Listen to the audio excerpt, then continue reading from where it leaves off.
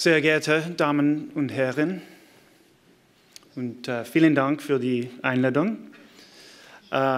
It's really an honor for me to be here today and to recognize the Muslim Youth Austria for their initiative, Muslims Against Anti-Semitism.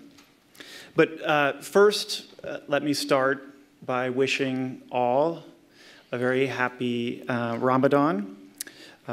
Ramadan Kareem. I know that this is the holy month of Ramadan. It has just started. And I wish the Muslim community of Austria and around the world a blessed Ramadan.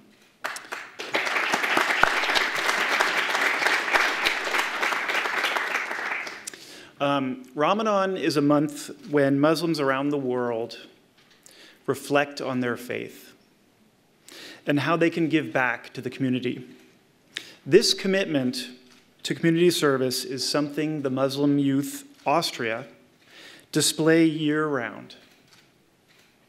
That is particularly true during Ramadan with the Fast, Share, Help initiative that empowers young Austrians to serve those less fortunate.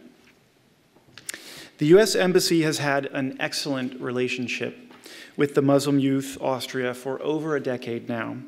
We have consistently admired their passion and their dedication to serving not just the Muslim community, but Austria as a whole. This is why we were proud to support their initiative, Muslims Against Anti-Semitism, which we did through a grant from the Department of State's Alumni Innovation Engagement Fund. As you may know, or you may not know, but several of the organization, Yanan, Nermina, and Adi, all participated in the U.S. Embassy's Generation Next exchange program, which took them to the United States for 3 weeks to liaise with civic leaders and community organizers in Baltimore, DC, Des Moines, and San Diego.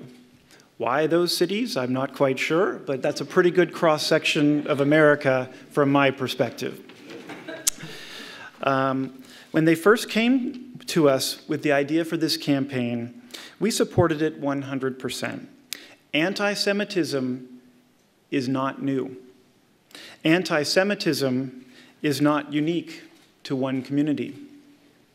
It is a plague that can take root in any community, in any part of the world.